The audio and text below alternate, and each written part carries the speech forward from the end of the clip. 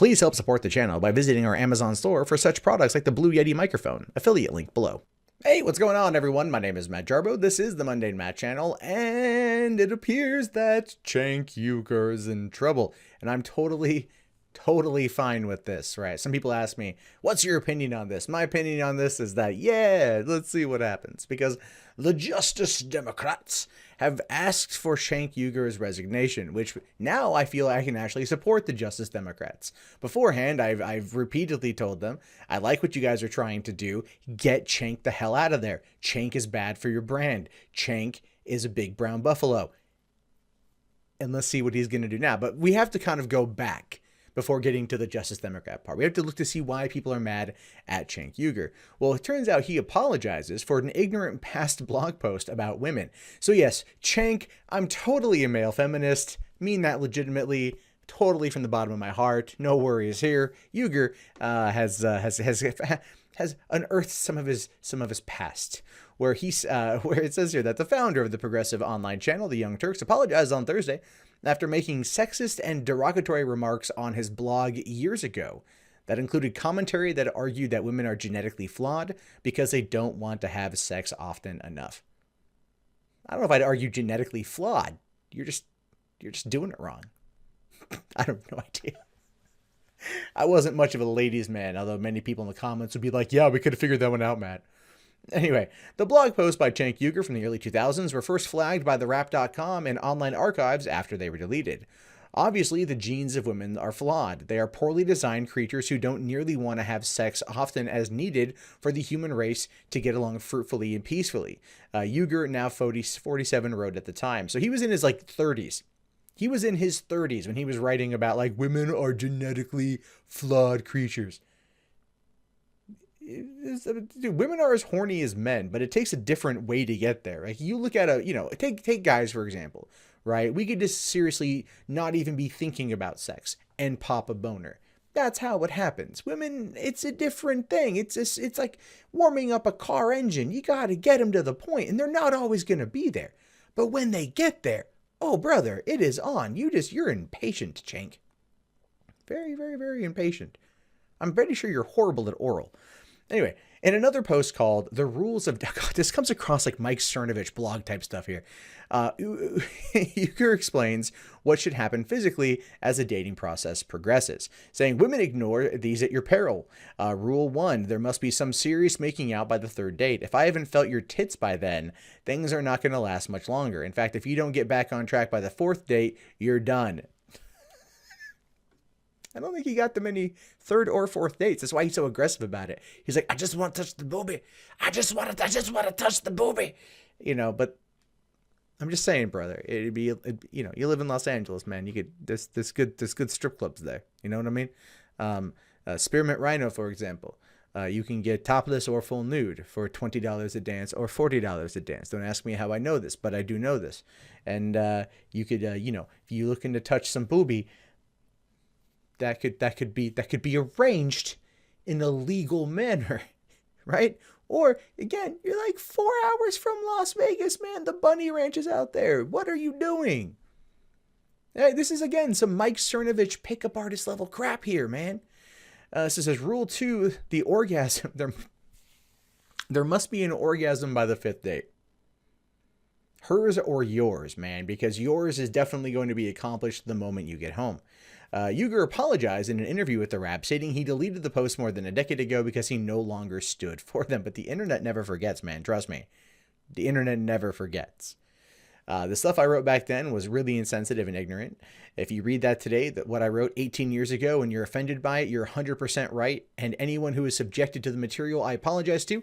And I deeply regret having written that stuff when I was a different guy. Now, I just want to point out, for the sake of pure objectivity and understanding, that can happen. All right. Like Cenk having a change of heart. Looking back at past writings and gone, that was kind of dumb. That was pretty cringy, is understandable. We humans evolve over time, and sometimes where we are in certain places are not where we're going to be down the road. That is true. That being said, this kind of stuff is a kind of crap you would read in a 17-year-old live journals blog versus what a 30-year-old man would write about 15-year-old girls he met on a road trip through Pennsylvania. I mean, come on, man. Come on. You were trying to be so hard back then. You're like, yo, I'm Cenk Uygur. Young Turks Cenk Uygur. You know who I am? I'm a brown buffalo. Anyway, he wrote the posts. Oh, what?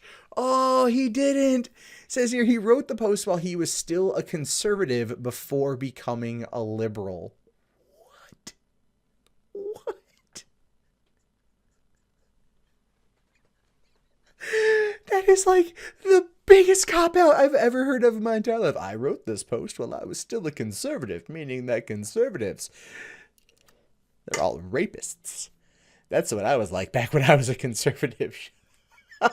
What the hell? What the hell, Cenk? You stupid asshole.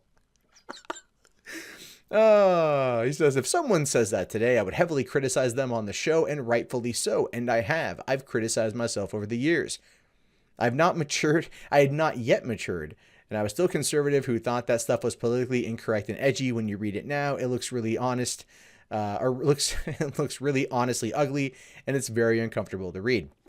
And like, yeah, there was a lot of stuff on there that was like, it was pretty bad. And so, yeah, so then you come over here to the Justice Democrats, and they say, we are deeply disturbed by recent news regarding Cenk Uygur and David Collar. Their language and conduct is horrifying and does not reflect our values as Justice Democrats. We would be hypocrites to not act immediately and ask for their resignation. Here's our official statement. So it says here that yesterday, blog posts written by Cenk Uygur and David Collar surfaced in which they both made extremely disturbing sexist and racist statements. The entire staff and leadership of Justice Democrats was horrified by these posts.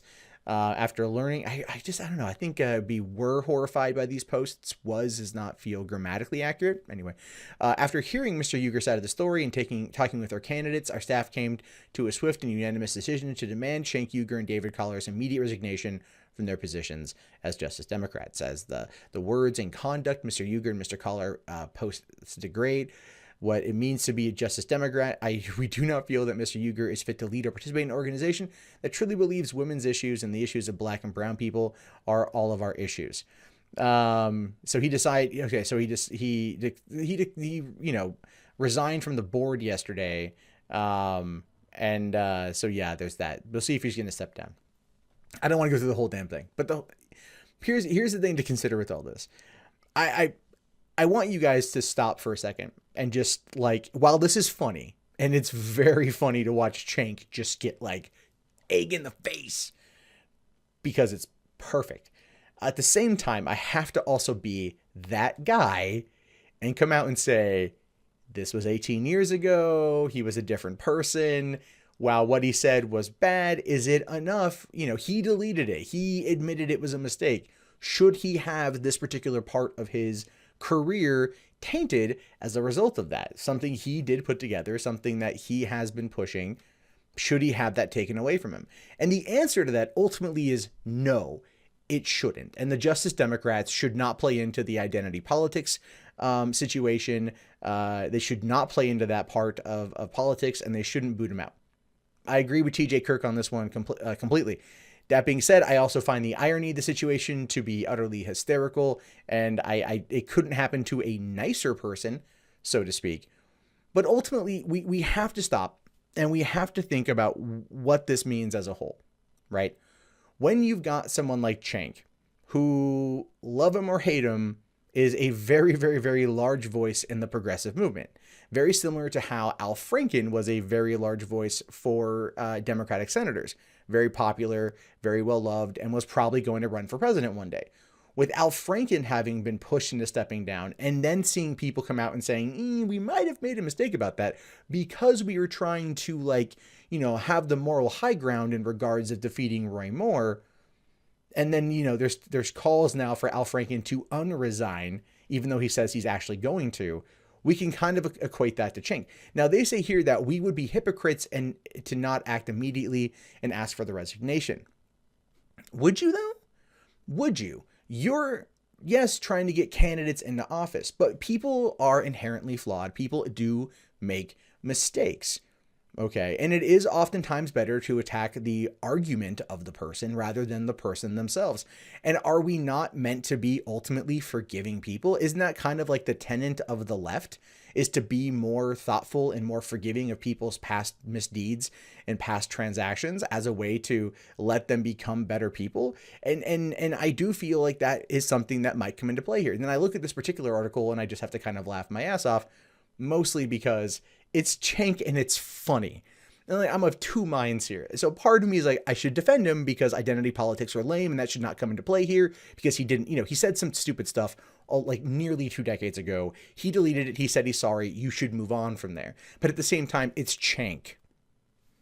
So what do you think? Let me know in the comments below. My name is, of course, Matt Jarbo. This is the Mundane Mad channel. If you haven't already, thumbs up the video, subscribe to the channel, check back often for more news from me. I love what I do. I wouldn't be here without you. If you guys want to see more content from me, you can do so right now.